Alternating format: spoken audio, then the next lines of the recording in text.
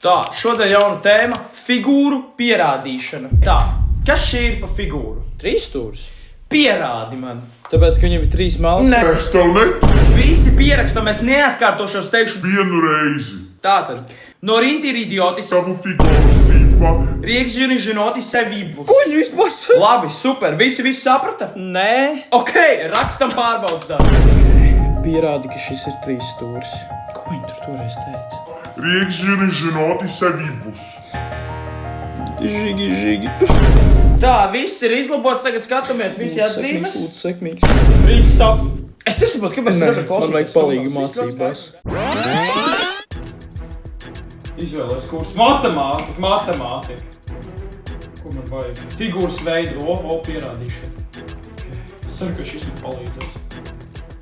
Y ir minus x plus 5. Kāpēc man skolā šitā nesaka? Kopumā ceru, ka uzdevums likās skaidrs, lai veicās. Okay.